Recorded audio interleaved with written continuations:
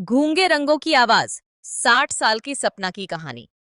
दिल्ली के एक पुराने हलचल भरे मोहल्ले में जहां भीड़, ट्रैफिक और शोर रोजमर्रा की जिंदगी का हिस्सा हैं, वहीं एक छोटी सी झोपड़ी के बाहर सपना देवी अपने काम में मशगूल रहती हैं। उनकी उम्र 60 साल हो चली है। काले सफेद बाल, झुर्रियां और थके हुए हाथ, ये सब उनकी उम्र और संघर्षों की कहानी बयान करते हैं। लेकिन उनके चेहरे पर एक ऐसी चमक है जो हर थकावट, हर परेशानी पर भारी पड़ती है। उनके कपड़ों के ढेर, कांच की चूड़ियां और सिलाई मशीन उनके संघर्ष की गवाह हैं। सपना के बचपन की बात करें तो बिहार के एक छोटे गुमनाम गांव में उनका जन्म हुआ था। उनका परिवार खेतों में काम करता था। पैसे की तंगी और कठिनाइयां हर दिन की सच्चाई थी। यह गांव नदियों से घिरा, हरे भरे खेतों और गरीबी की मार का गवाह था। सपना की माँ बहुत जल्दी गुजर गईं। माँ का प्यार और साया खो जाना उनके लिए पहली बड़ी चोट थी। नन्ही सपना को देख पसीजते बुजुर्ग अक्सर कहते, इस बच्ची की जिंदगी मुश्किल होगी। माँ के जाने के बाद घर की सारी जिम्मेदारी सपना पर आ गई। छोटी उम्र में ही खाना बनाना, घर की सफाई और छोटे भाई का ख्याल रखना उनकी दिनचर्या बन गई। पिता की तबीयत भी हमेशा बिगड़ी रहती थी, जिससे सपना को कम उम्र में ही घर की बड़ी बननी पड़ी। समाज की रूढ़ियों ने उस पर कई पाबंदियां लगाईं, लेकिन वह पढ़ाई में अव्वल थी, हमेशा क्लास में टॉप करती थी। गांव वालों की सोच में लड़की का काम केवल घर संभालना था। जब सपना पढ़ाई में आगे बढ़ना चाहती थी, तो आस पड़ोस की महिलाएं ताना देतीं, पढ़ लिख कर क्या कर लेगी। लेकिन सपना का दिल अपनी पढ़ाई और आगे बढ़ने के अभाव में नहीं था, बल्कि वह कुछ कर दिखाना चाहती थी। उसके हौसले को गांव के स्कूल के मास्टर ने पहचान लिया।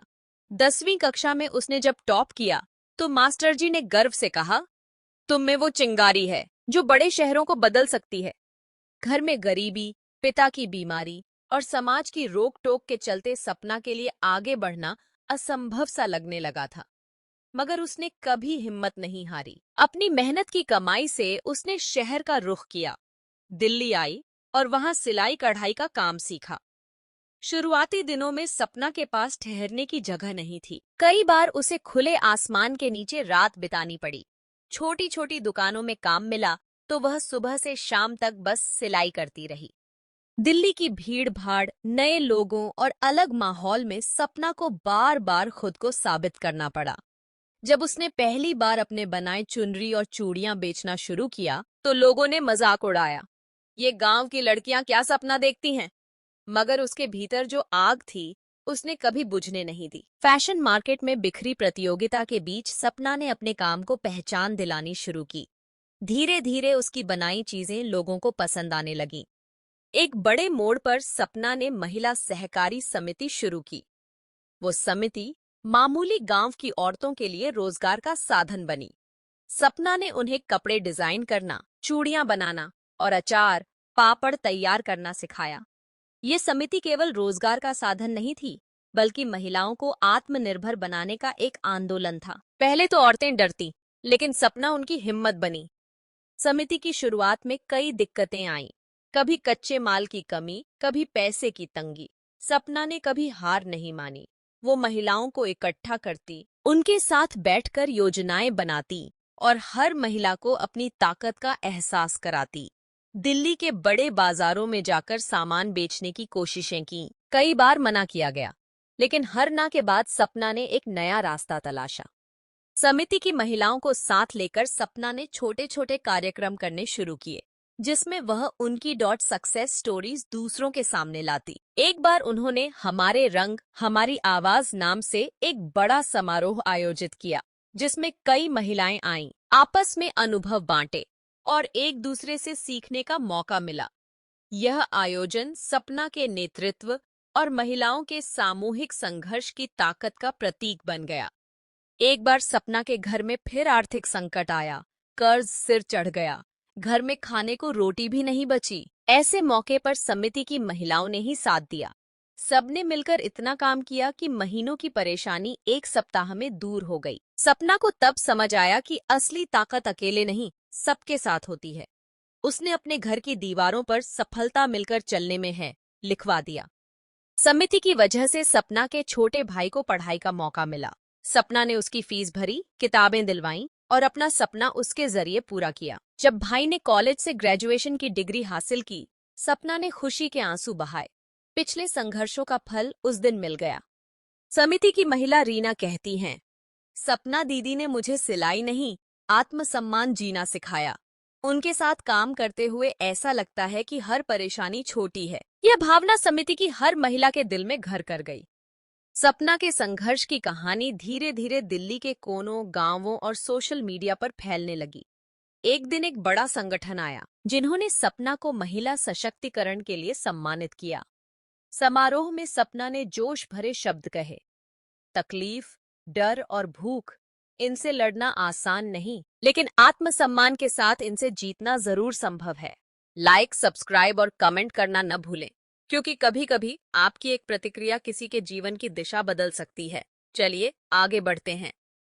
सपना की कहानी इतनी प्रेरक बनी कि कई पत्रकार, सोशल मीडिया इन्फ्लुएंसर और संस्थाएं उनके अनुभव सुनने, रिकॉर्ड करने आईं। सपना ने अपने संघर्ष की सच्चाई हर किसी को बताई। मुझे केवल चूड़ियां बेचने का सपना नहीं था, मुझे बेटियों की किस्मत बदलनी थी।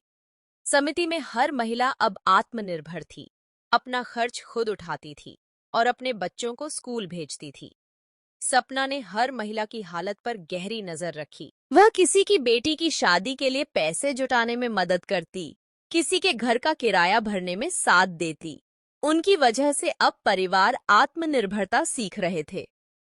कभी कभी सपना अपने गांव जाती थी, बच्चों को पेड़ की छांव में बैठाकर चूड़ियां बनाना सिखाती थी। मां के जाने के बाद सपना ने जीवन में रिश्तों की अहमियत जान ली थी। वह जब गांव जाती तो बच्चियों को सपने दिखाती, तुम पढ़ोगी, बड़ा बनोगी। फिर एक दिन सपना को महिला राष्ट्रपति पुरस्कार मिला। मीडिया, दूर दूर के गांव के लोग, सबका ध्यान सपना की तरफ गया। पुरस्कार समारोह में सपना ने जोश भरे शब्द बोले, मेहनत और आत्मसम्मान से बड़ा कोई गहना नहीं। मेरी माँ कहा करती थी, दौड़ती रहो, कभी हार मत मानो। आज मैं उसी दौड़ में सबका साथ चाहती हूँ। समारोह के बाद सपना की कहानी दूर दूर तक फैल गई। दिल्ली ही नहीं, देश के भी कोने कोने से महिलाएं संदेश भेजती, आपने हमें लड़ना सिखाया। सपना ने बाहर भीतर सबका आभार व्यक्त किया और एक नया शुरुआत की झलक सबको दिखाई। लाइक, सब्सक्राइब और कमेंट करना न भूलें, क्योंकि हर कहानी, हर जज्बा कहीं और भी किसी को ताकत दे सकता है। चलिए आगे बढ़ते हैं। आज सपना देवी की समिति सैकड़ों महिलाओं के सपनों को मुश्किलों से लड़ने की ताकत देती है। वह खुद रोज सुबह महिलाओं को इकट्ठा करती, उनकी समस्याएं सुनती और हर किसी के संघर्ष को अपनी आंखों में उतारती। उनकी मेहनत की वजह से अब गांव बदल रहा है, औरतें बदल रही हैं, सपने बदल रहे हैं। उनकी कहानी आज दिल्ली की गलियों, गांवों और इंटरनेट के कोनों में गूंज रही है। सपना खुद कहती हैं, अब मुझे किसी पहचान की जरूरत नहीं, मुझे बस दूसरों का डर मिटाना है। यह कहानी एक सच्ची घटना पर आधारित है। सपना देवी बिहार से आईं और दिल्ली में अपने संघर्ष, मेहनत और आत्मसम्मान से महिलाओं के जीवन में बदलाव लाई हैं। उनके जीवन के हर मोड़ ने यह सिद्ध कर दिया कि आम आदमी भी अपने हौसले और साहस से असंभव को संभव बना सकता है। उनके संघर्ष में मिली जीत और उनके माध्यम से सैकड़ों महिलाओं की जिंदगी में आई रोशनी बिल्कुल सच्ची और कच्ची जिंदगी की गवाही देती है। शिक्षा। इस कहानी की सबसे बड़ी सीख यही है, कठिनाइयां हमें तोड़ने नहीं, गढ़ने आती हैं। अगर सपना जीत सकती है तो सब जीत सकते हैं। मेहनत और आत्मसम्मान के रंगों से जिंदगी को सजाओ, क्योंकि असली आत्मा उसी में बसती है। कभी हारना मत, कभी डरना मत, बस अपनी आवाज पूरे संसार तक पहुंचाने का हुनर रखना। अगर आपकी भी अपनी कोई अनसुनी, सच्ची या भावुक कहानी है जिसे आप दुनिया तक पहुंचाना चाहते हैं, तो हमें जरूर लिख भेजें। आप अपनी कहानी हमारे इंस्टाग्राम अकाउंट @deepthink पर मैसेज कर सकते हैं या इस पोस्ट के नीचे कमेंट करें। हम आपकी कहानी को औरों तक पहुंचाने में पूरी मदद करेंगे, ताकि आपकी आवाज को सच्चा मंच मिल सके। धन्यवाद।